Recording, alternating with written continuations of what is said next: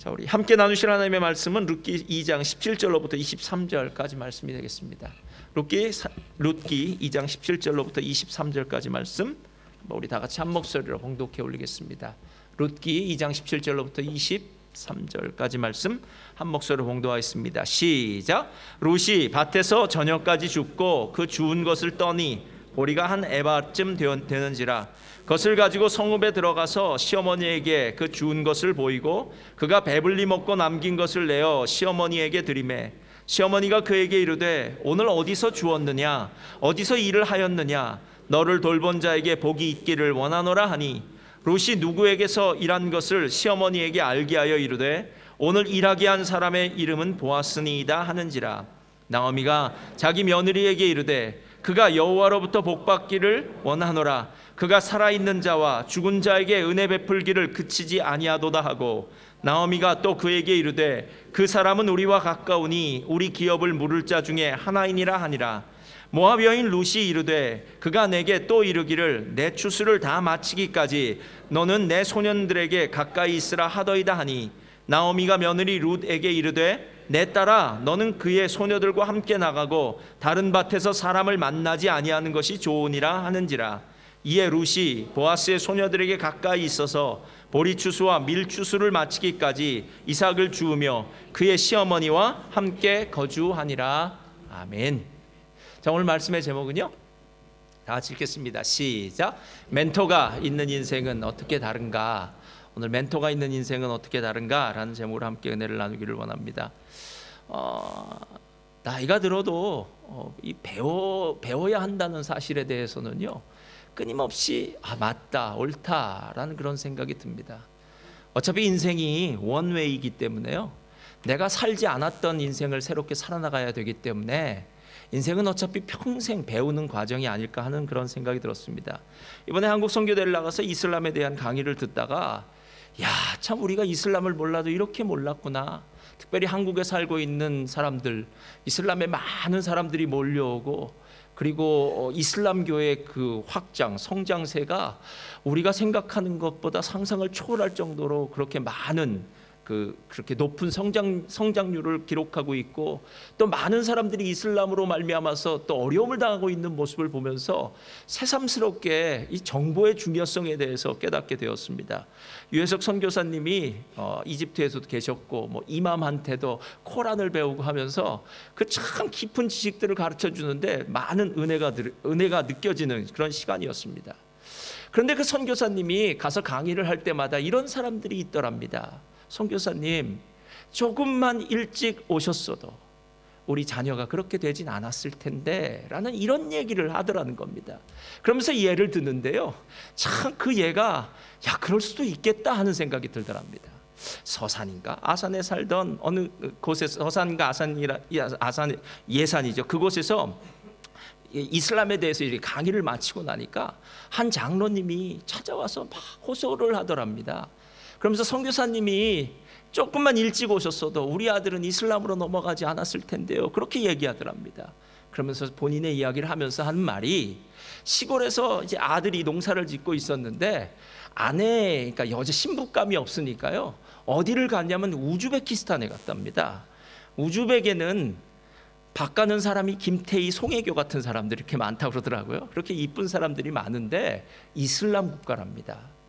그런데 이슬람 국가의 박가는 송혜교인지 김태희가 됐는지 모르지만 그 이쁜 여자가 본래 농사를 짓던 곳에서 왔으니까 시골에서 농사를 짓는 게 하나도 이상하지 않더래요. 그래서 집에서 그 이쁜 아내가 농사를 그렇게 잘 짓고 또 이쁜 아내가 농사를 질 뿐만 아니라 시부모님에게도 잘하고 남편에게도 잘하고 자식도 잘 낳고 그렇게 좋은 아내를 얻었다고 생각하니까 예수 믿던 이 아들이 이슬람으로 개종을 해버렸다는 거예요. 그래서 장로님 아들이 예수님을 믿다가 이슬람으로 개종하는 이 통탄할 일이 벌어졌다고 하더라고요. 근데 그 일은 또 별것 아니에요. 다른 일은 목사도 이렇게 한심할 수 있겠다 하는 생각이 들더라고요. 어느 청년 자매가요 죽자 살자 쫓아다니는 사람이 있어서 보니까 파키스탄인지 어딘지 이슬람권에서 온 노무자겠죠. 노동자가 죽자 살자 쫓아다니는 거예요.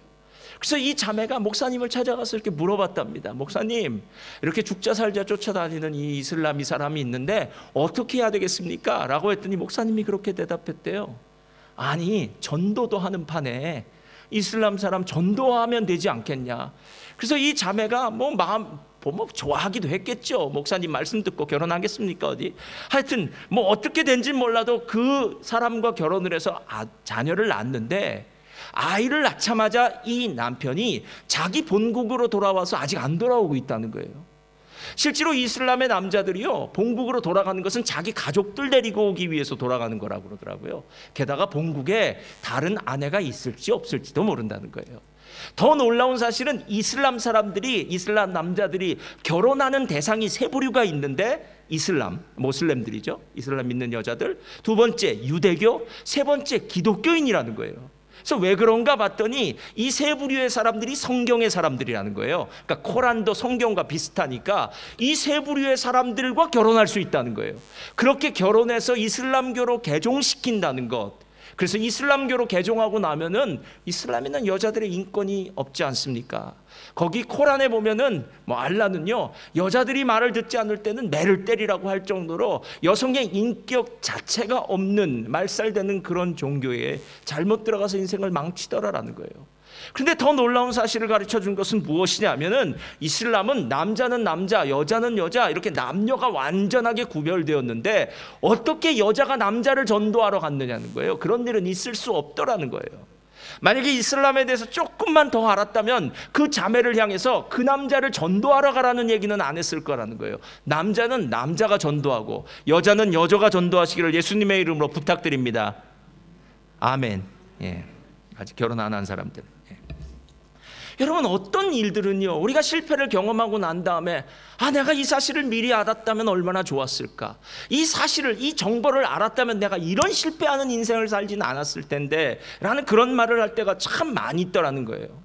요즘 우리가 살고 있는 시대는 정보의 시대입니다. 어쩌면 정보는 돈보다 더 귀할 수 있고요, 어떤 정보를 가지느냐에 따라서 우리는 많은 돈을 벌 수도 있고 행복한 인생을 살 수도 있고 또 건강한 삶을 유지할 수도 있는, 어쩌면 정말 좋은 정보, 나에게 가장 필요한 정보를 얻는 것은 가장 중요한 일 중에 하나다라는 거예요.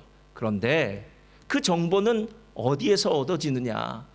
제가 오늘 우리가 계속 룻기를 보고 있는데요, 룻을 통해서 보니까요, 결국 나와 함께 있는 누군가, 즉 인생을 좀 더 살고 더 많은 것들을 깨닫고 하나님에 대한 깊은 지식을 알고 있는 룻에게 있어서는 나오미 같은 인생 멘토로부터 귀한 정보들을 얻게 되고 그 정보로 말미암아 내 인생이 바뀌어질 수 있더라라는 것입니다. 룻이 모압의 이방 여인으로서 베들레헴 가나안 땅에 들어갈 때, 그때 모압 여인이었던 룻의 인생은요, 실패자 그 자체입니다. 그러니까 아무런 소망도 희망도 없는 삶이라는 거예요. 앞으로 도대체 어떻게 삶을 살지 안개 속에 있는 삶이었더라는 겁니다. 중요한 것은 아무리 안개 속에 실패한 인생 같더라도 훌륭한 멘토를 만나고 그 멘토로부터 좋은 정보를, 좋은 조언을 받고 그 조언에 따라서 살다 보니까 시작은 정말 실패의 자리였는데 마지막 끝날 때는 정말 축복의 자리로 갈 수 있는 것, 이것이 바로 오늘 멘토가 하는 일이 아닐까라는 그런 생각이 들더라는 거예요. 제가 나오미를 보면서요, 좋은 멘토는 아마 이 두 가지의 어떤 특징을 갖고 있는 것 같다라는 생각이 들었어요. 첫째로, 자, 다 같이 따라하시 바랍니다. 좋은 멘토, 읽어볼까요? 시작. 좋은 멘토는, 자, 여러분이 이건 아셔야 돼요. 누군가 나의 멘토가 된다, 나를 향해서 영적인 조언을 해줄 수 있다, 그 사람은 정말 믿을만하다, 조언을 해줄 수 있다면 여러분 분명히 한 가지는 아셔야 돼요. 그 멘토는 정확한 분별력을 가지고 있어야 됩니다. 우리가 가끔 옥석을 가린다라는 그런 말을 해요. 옥석을 가린다는 건요, 옥인지 돌인지 잘 모를 때 옥석을 가리는 거죠. 이건 진짜 옥 같고요, 진짜 옥이고, 이건 진짜 돌 같을 때 어떻게 그것을 가린다라고 이야기하겠습니까? 제가 실제로 보니까요, 어떤 것이 진짜인 것 같기도 하고 가짜인 것 같기도 해서 정말 헷갈릴 때가 참 많더라는 거예요. 물건도 진짜인지 가짜인지 헷갈리는데 사람도 진짜인지 가짜인지를 여러분 어떻게 알겠습니까? 저도 사람을 만나면서 이 사람은 이럴 거야 라고 생각하다가 나중에 뒤통수를 맞는 경우가 있을까요? 없을까요? 많죠. 이 사람은 이렇지 않을 줄 알았는데 왜 이 사람도 이럴까라고 생각하면서요, 아유 내가 이 사람 믿었던 게 잘못이야 라고 생각해요. 근데 만약에 누군가가 이 사람의 과거에 살아왔던 모든 일들을 내가 그 사람 만나기 전에 다 얘기해 줬다면, 나에게 그 정보를 제공해 줬다면, 내가 그렇게 쉽게 그 사람을 믿는 어리석은 일은 안 했을 거라는 거예요. 그래서 여러분, 사람을 사귈 때는요, 아무나 막 믿는 것이 아닙니다. 제가 교회에 처음 온 성도님들한테 이렇게 얘기해요. 교회에도 나쁜 사람이 있습니다, 이렇게 얘기해요. 왜냐하면 처음 교회를 오면 교회 사람들은 다 천사인 줄 알아요. 그래서 속아요. 그러다가 시험에 드는 거예요. 아닙니다, 여러분. 교회도 나쁜 사람이 있습니다. 교회도 죄인이 있습니다.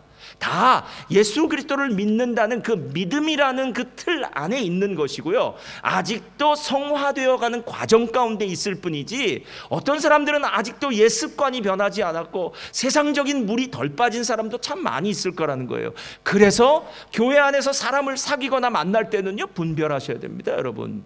그 사람에 대해서 무턱대고 나에게 잘해주니까 뭐 이거 해주니까 이게 아니라, 이 사람이 진짜 영적인지 아닌지를 분별할 수 있는 것. 단순히 이 사람이 뭐 기도를 많이 한다, 뭐 봉사를 많이 한다, 말씀을 많이 한다가 아니라, 이 사람이 진짜 하나님 앞에서 진실한 사람인지 그 사람의 모습을 분별해낼 수 있어야 된다는 거예요.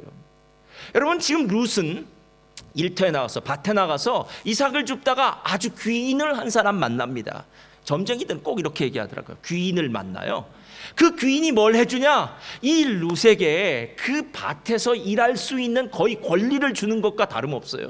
밭에서 일하는 종들에게는요, 이 여자 건드리지 말라고 얘기하고요, 그 종들이 떠온 물을 마시라고 얘기하고요, 그 다음에 나중에 떡을 찍어 먹을 때는 그 다음에 우리 같으면 뭐 소스겠죠, 소스에 찍어 먹으라고 모든 것도 다 제공하고요, 그리고 일부러 그 줌에서 싹싹싹 이삭을 이렇게 밑으로 떨어뜨려 주어서 룻으로 하여금 오늘 이삭을 주워가는 그 양이 상당히 많게 하라라는 비밀 지령까지 내려주는 귀인을 만납니다. 제가 룻이었다면 이렇게 생각했을 거예요. 그래, 내가 오늘 참 운이 좋다. 어떻게 가다 보니까 이렇게 좋은 사람을 만나지? 아르바이트 자리가 참 많은데 어찌어찌해서 내가 이 아르바이트 자리를 얻었는데, 야, 우리 주인은 진짜 좋은 사람 만났어 라고 생각할 수가 있더라는 거예요. 그러나 이건 그냥 내 생각일 뿐이지 멘토의 생각은 좀 다를 수 있다는 거예요. 20절 한번 보세요. 다 같이 읽겠습니다. 20절 시작. 나오미가 자기 며느리에게 이르되 그가 여호와로부터 복받기를 원하노라. 그가 은혜 베풀기를 그치지 아니하도다 하고, 나오미가 또 그에게 이르되 그 사람은 우리와 가까우니 우리 기업을 물을 자 중에 하나이니라. 이렇게 얘기해요. 자, 지금 이 말이 무슨 뜻인지를 좀 생각해 봐야 돼. 그가 살아있는 자와 죽은 자에게 은혜 베풀기를 그치지 않는다라고 얘기해요. 살아있는 자는 룻과 나오미예요. 지금 살아있는 사람이요. 죽은 자는 말론과 기럨이에요. 그러니까 지금 이미 죽어서 보호자였던 말론과 기럨이 이미 죽어있는 그 사람들이나, 아니면 살아서 지금 인생을 힘들고 어렵게 살고 있는 이 쌍과부집이겠죠. 이 나오미와 룻의 인생 가운데 이 보아스는 참 은혜를 베풀기 좋아하는 사람이라는 거예요. 그런데 왜 그가 은혜를 베풀어 주느냐 하면, 은혜 베풀기를 좋아하는 사람일 수도 있지만 한 가지 아주 중요한 것이 있다는 거예요. 우리와 가까우니 우리의 기업 물을 자 중에 하나이니라. 킨스맨 리디머라고 하는데요, 우리의 기업 물을 자 중에 하나이니라. 친족이라는 거예요. 친족. 가끔 주의 종으로 부름을 받을 때 성경은 이렇게 이야기합니다. 누구든지 나를 따라오려거든 자기의 부모와 처자와 형제를 하나님보다 더 사랑하지 말라고 얘기해요. 그러니까 하나님을 따라가는 길에 어떤 것도 장애물이나 걸림돌이 될 수 없고요, 어떤 것도 그 모든 우선순위에 하나님보다 앞장설 수 있는 일은 없다라는 거예요. 그러니까 하나님을 최우선으로 생각하며 살라라는 거예요. 아무리 많은 일들이 있어도 다 내려놓고 하나님을 따라가라는 거예요. 이게 진짜 하나님의 종들이 살아가야 되는 삶이에요. 그런데 한 가지 잊지 말아야 될 사실이 있는 것은 디모데전서 5장을 보니까 디모데가 친족에 대해서 얘기할 때 이런 얘기를 하더라는 거예요. 디모데전서 5장 8절 다 같이 읽겠습니다. 시작. 누구든지 자기 친족, 특히 자기 가족을 돌보지 아니하면 믿음을 배반한 자요 불신자보다 여러분, 주님을 따를 때에는 모든 것보다 주님이 우선이 돼야 되는지는 몰라도요, 내 가족, 내 친족에 대한 책임감은 잊지 말아야 된다는 거예요. 왜? 친족에 대한 책임감은 공동체 구성원으로서요, 당연히 해야 될 일이더라라는 거예요.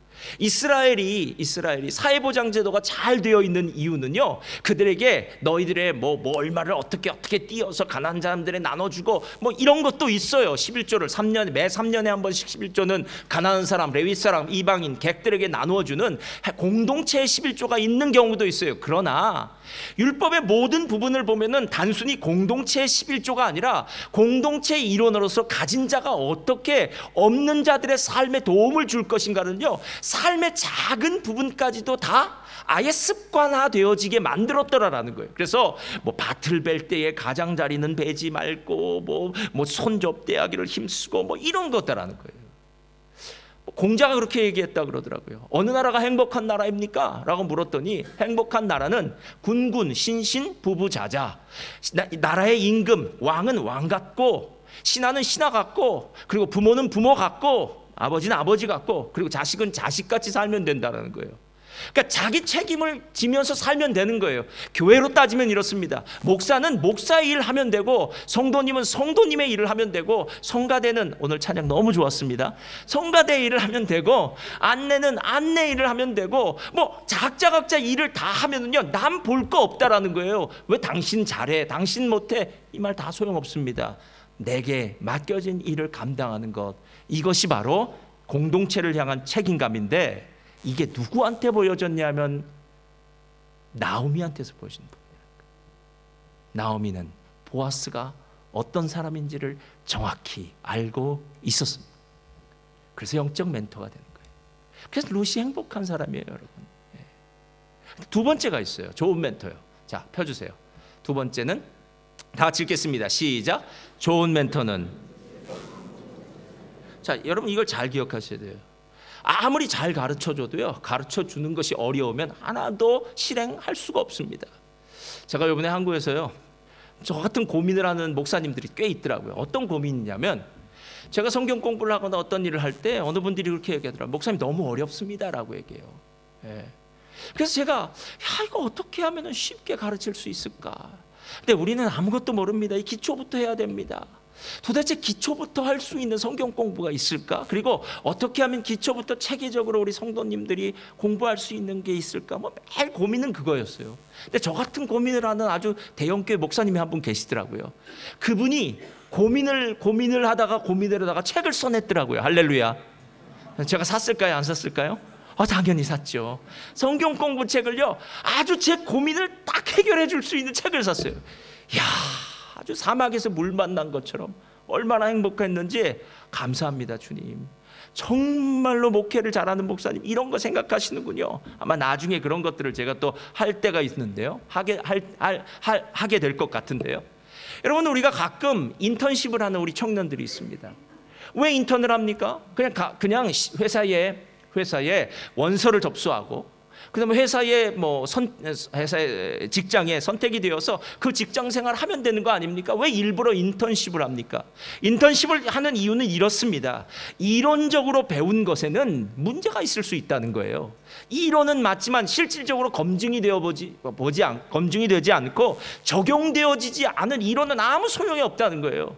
마치 신학교를 졸업한 것과 똑같아요, 여러분. 신학교를 졸업하고 난 다음에 목회를 시작하면은요, 잘할 것 같다라는 생각은 다 자기 생각이고요. 오랜 기간의 인턴십의 기간을 거쳐야 돼요. 뭐 전도사로서, 교육전도사로서, 부목사로서, 무슨 목사로서 하고 난 다음에도 힘듭니다. 근데 실제로 인턴십을 통해서요, 적응 훈련을 하기 시작하고요, 실질적인 회사 일이 이런 것이구나 라는 것들을 배우기 시작하더라는 거예요. 여러분, 운전면허를 딸 때 제일 먼저 보는 시험이 무슨 시험입니까? 필기시험 아닙니까? 필기는 이론이에요. 필기시험에 100점 맞았다고 해서요, 그 사람한테 라이센스를 주는 법은 없습니다. 필기시험 다음엔 꼭 무슨 시험이 있죠? 실기시험이 있어요.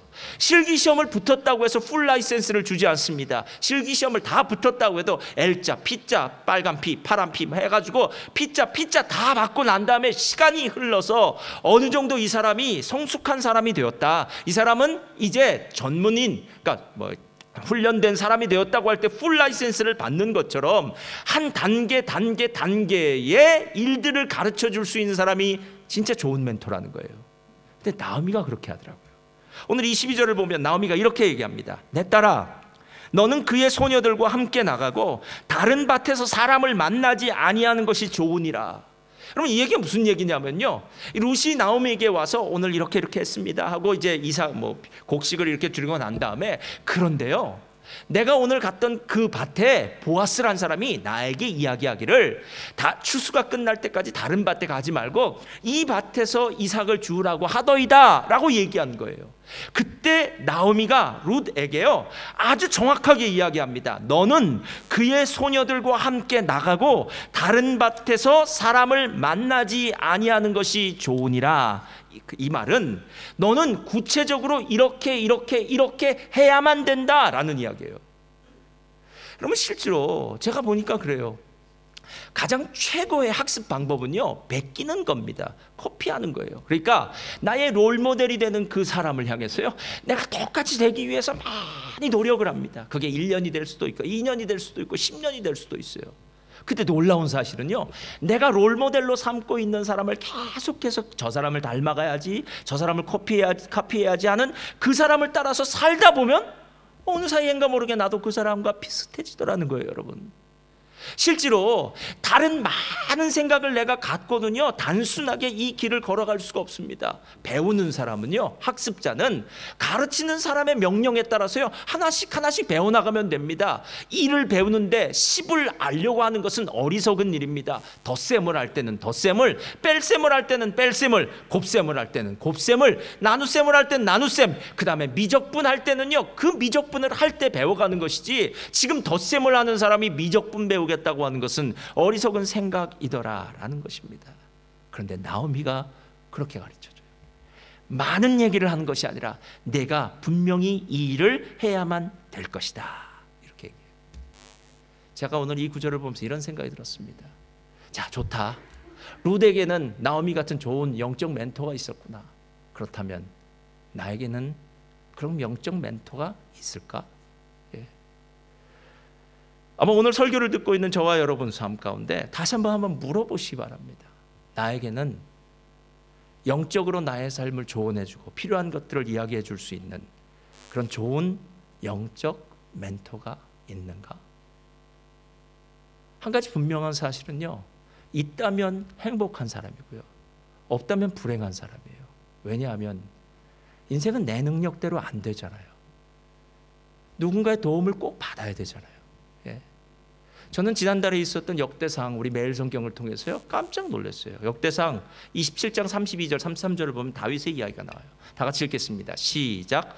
다윗의 숙부 요나단은 지혜가 있어서 모사가 되며 서기관도 되었고, 학모니의 아들 여히엘은 왕자들의 수종자가 되었고, 아히도벨은 왕의 아렉 사람 후세는, 여러분 잘 보세요.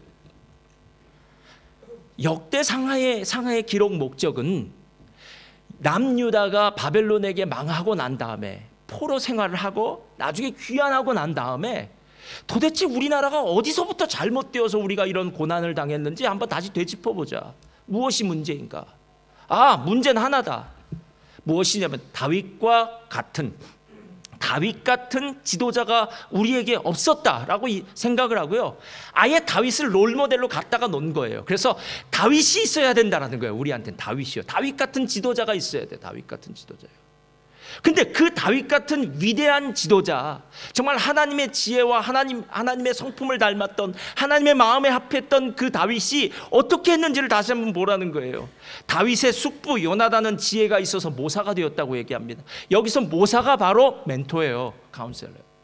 그런데 뒤에 보면은요, 아히도벨은 왕의 모사가 되었다라고 얘기해요. 그러니까 다윗에게는요 한 명의 모사만 있었던 것이 아니라 자기의 숙부인 요나단도 모사였고, 또 아히도벨이 얼마나 대단한 사람입니까? 아히도벨의 모략은, 지혜는 하나님께서 직접 물어서 받은 것 같은 지혜였던 그 지혜.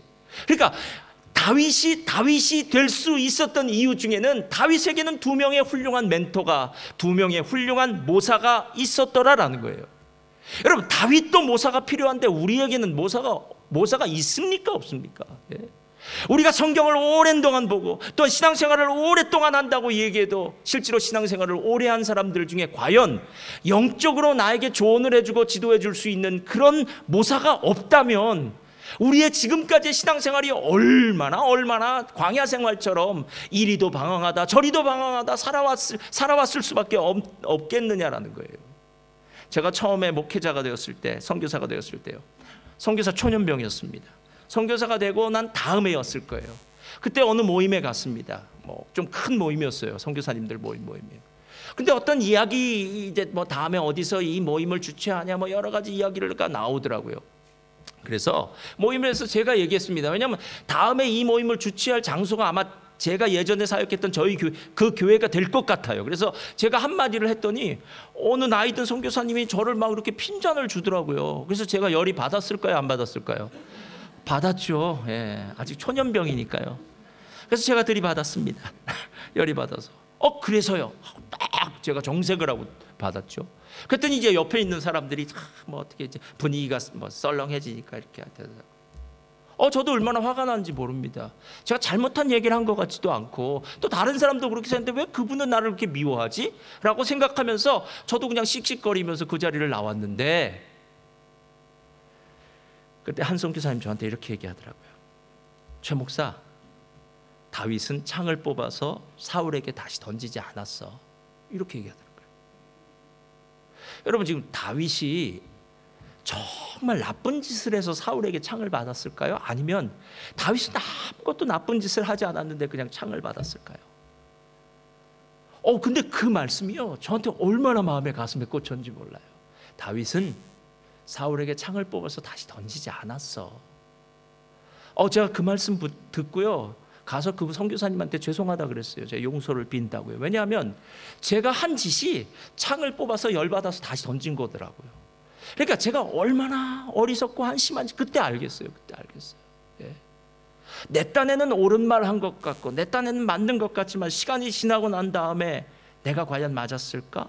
라고 생각하면 안 맞는 일들이 참 많더라고요, 여러분. 참 많더라고요. 저도 이제 나이가 어느 정도 들다 보니까요, 이제 반대로 또 저에게 와서 조언을 구하는 사람이 있어요. 어느 사람이 저한테 와서 이렇게 조언을 구하더라고요. 목사님, 제가 직장을 다니고 있습니다. 예를 든다면 한 과장급 되겠죠. 과장급인데 제 위에 있는 부장님이 어느 사이인가부터 자기 이익 때문에 자꾸 자기에게 불이익을 준다는 거예요. 힘들게 한다는 거예요. 근데 자기뿐만 아니라 그 부장 밑에 있는 모든 과장들을 힘들게 한다는 거예요. 그래서 고가표를 잘 써줘야 되는데 막 나쁘게 써줘서 자기네들이 요즘 참 힘들다는 거예요. 그런데 그 부장 위에는 상무가 있겠죠. 그런데 그 상무님은 자기와 그 과장과 부장 사이가 다 좋은 줄만 알고 있다는 거예요. 예. 그래서 자기가 어느 날 마음에 난 이렇게 진짜 힘들다, 어렵다. 내가 그 더 높은 사람을 찾아가서 지금 내가 당하고 있는 말을 할까 말까 고민이 되더라는 거예요. 그러면서 한마디를 덧붙여요. 뭐라고 덧붙이냐면 이렇게 덧붙여요. 그런데 목사님, 제가 어느 목사님한테 물어봤더니 사랑하라, 하나님 다 알고 계시니까 기도하라 그랬다는 거예요. 그러니까 이것도 내가 가서 그 사람에 대해서 얘기하면 어떻게 하나 또 이런 마음이 드니까 또 못 가겠다는 거예요. 그러니까 가지도 오지도 못하는 진퇴양난의 그런 자리에 놓인 거예요. 그래서 저한테 묻는 거예요. 제가 이렇게 얘기했어요. 미워하지 않을 자신이 있으면 그렇게 해라, 가지 말아라 그랬어요. 미워하지 않을 자신, 그러니까 하나님 앞에 기도해서 그 미움의 마음이 다 사라진다면 그러면 가지 말라 그랬어요. 예. 그런데 만약에 미워할 자신이 없다면 부장님을 찾아가라, 이렇게 상무님을 찾아가라 그랬어요. 더 높은 사람이. 그래서 이렇게 얘기하라 그랬어요. 미워할 자신이 없다면 상무님을 찾아가서 이야기를 하되 그 부장님이 밉다고 얘기하는 것이 아니라 내가 지금 힘들다고 얘기해라, 이렇게 얘기했어요. 내가 지금 참 힘들다고. 예. 그럼 이게 진실 아닙니까? 예. 누군가 나를 괴롭히기 때문에 그 사람에 대해서 얘기하는 것이 아니라 내가 지금 참 힘들다고 얘기하라고. 이것이 진실이라고 얘기했어요. 제가 내린 결론이 이렇습니다. 사람 모두 연약해요. 우리 중에 강한 사람 아무도 없습니다. 맞으면 아프고 찔르면 피가 나는 게 인간입니다. 겉모양만 그런 게 아니에요. 마음에도 마찬가지예요. 우리 중에 다 강한 사람 같고 다 대단한 사람 같지만 정말 싫은 소리 들으면요 마음이 힘들고요, 상처되는 이야기 들으면요 얼마나 아프고 어려운지 몰라요, 여러분. 그런데 우리에겐 또 착하니 컴플렉스가 있어요. 그래서 어떤 마음이 드냐면, 내가 예수 믿는 사람인데 이런 건 참아야지. 내가 목사인데 그래도 이런 것도 못 참아 하는데 또 미워져요.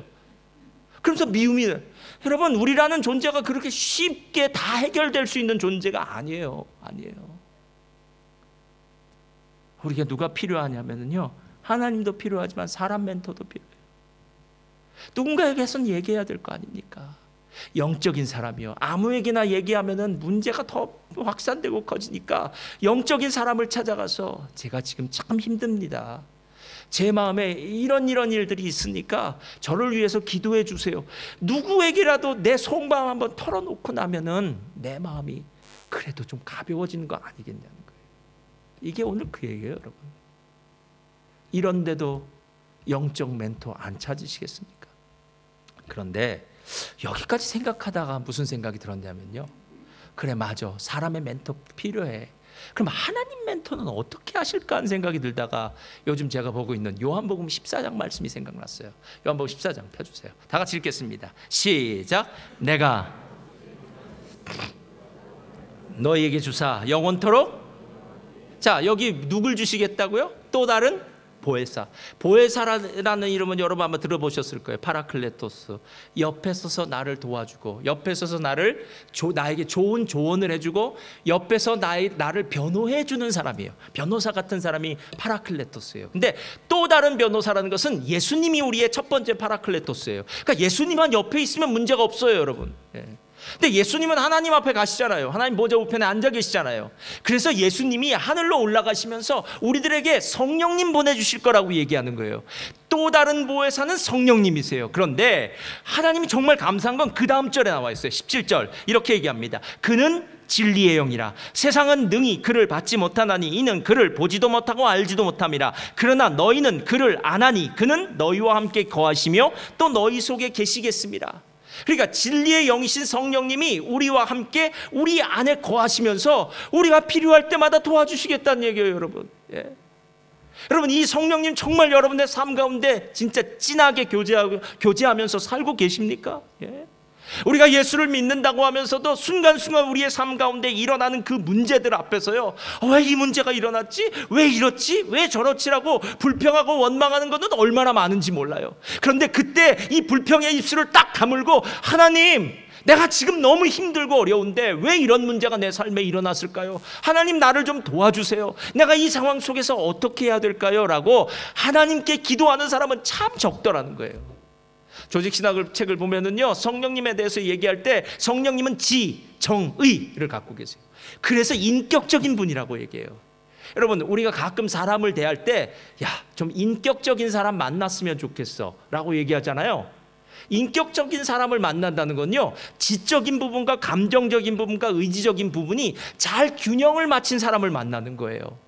근데 사람들은 그렇지 않더라고요. 어떤 사람은 지적인 부분이 훨씬 높아서 감정적인 부분은 훨씬 낮아요. 그래서 똑똑하기는 한데 이 사랑이 없다고 얘기를 해요. 반대로 어떤 사람은요, 또 지적인 부분은 많이 부족한데 감정만 높아요. 그래서 맨날 울어주고 감정은 하는데 전혀 도움이 안 돼요. 뭐 그런 사람 있죠. 도움이 안 된 사람. 어떤 사람은 의지가 있어요. 그래서 이 사람 만나면요, 매일 바른 말만 해줘요. 그래서 정확한 말은 해주는데 감정도 없고 지식도 별로 없는 것 같아요. 여러분, 인격적인 분이라는 건요, 모든 것이 균형을 잘 잡혀서 조화로워서요, 이분의 이야기를 듣다 보면 맞아, 그래, 맞아, 감사해, 이런 생각이 난다는 거예요. 여러분, 성령이 어떤 분인지 아십니까? 고린도전서를 보니까 성령은 하나님의 깊은 것이라도 통달하는 지식을 갖고 계세요. 얼마나 대단하십니까? 그런데 우리의 속에 있는 건 모르시겠습니까? 성령님은 그 정도가 아닙니다. 우리가 정말 힘들고 고통스러울 때 말할 수 없는 탄식으로 우리를 위해서 대신 기도해 주세요. 그러니까 다른 사람은 몰라도 성령님은 말할 수 없는 탄식으로 우리와 함께 해주신다는 거예요. 대신 눈물을 흘려주신다는 거예요. 그뿐만이 아닙니다. 사도행전 16장을 보면은요, 사도 바울에게 성령이 이렇게 얘기해요. 성령이 아시아에서 말씀을 전하지 못하게 하시거늘 그들이 부르기아와 갈라디아 땅으로 다녀가 무시아 앞에 이르러 비두니아로 가고자 애쓸 때 예수의 영이 허락하지 아니하신지라. 여러분, 사도 바울이 자기가 원하는 곳은 아시아였어요. 근데 성령이 그 길을 막아요. 여러분, 성령님에게 거슬리려고 하지 마세요. 성령님의 생각과 반대로 가면 여러분이 언제나 백전백패입니다. 성령님이 원하시는 길을 갈 수밖에 없어요. 성령은 어찌하든지 간에 우리를 그 길로 인도하실 거예요. 그래서 사도 바울의 선교지를 소아시아에서 유럽으로 바꾸는 그 모든 일들이 바로 성령님이 하신 작품이더라라는 거예요. 그러고 나니까 이제 감사한 생각이 더 들었어요. 하나님, 인간 멘토를 만나서 내 속마음 털어놓는 것도 감사한데 하나님께서 성령님을 우리에게 보내주셔서 성령님이 내 안에 거하시고 나와 함께 계셔서 내 속에 있는 모든 문제들, 내 기도 제목들 다 들어주시고 해결해 주시는군요 하는 생각이 든 거예요. 선교대회를 가면 여러 사람을 만납니다. 한 1년 동안 못 만났던 사람들 중에 그 중에 어느 선교사님은 꼭 좀 만나서 좀 이야기를 했어야 됐는데 어떻게 시간이 어찌 하다 보니까 마지막 금요일 될 때까지, 금요일 지나면 제가 이제 또 다른 곳으로 가니까요, 금요일 될 때까지 못 만났던 분이 있어요. 근데 제가 어느 분을 만나면서 걸어가고 있는데 그 선교사님을 딱 만났어요. 그래서 그 선교사님 저한테 그러는 거예요. 목사님, 전화 한 통만 주세요. 언제든지 시간 내서 얘기해요. 그러더라고요. 그래서 알겠습니다 하고 이제 다른 분하고 만나서 이제 식사를 하고 다 끝냈는데 그분들이 좀 일찍 가셔서 1시간이 남았어요. 1시간이 남아서 제가 그 선교사님한테 전화 달라고 했으니까 1시간 정도면 충분히 얘기하겠지 하고 전화를 드렸어요. 그랬더니 전화를 안 받더라고요. 그래서 제 마음속에 이런 생각이 들었어요. 야, 전화를 걸어서 안 받는 거 보니까 하나님의 뜻이 아닌가 보다. 그렇죠? 네. 하나님의 뜻이었다면 전화가 돼야죠. 그래서 하나님의 뜻이 아닌가 보다 생각했어요. 그래서 어디 가서 차 한잔 마시고 이제 예배 들어가면 되겠다 생각해서 엘리베이터 앞으로 오는데 마음에 편하지가 않아요.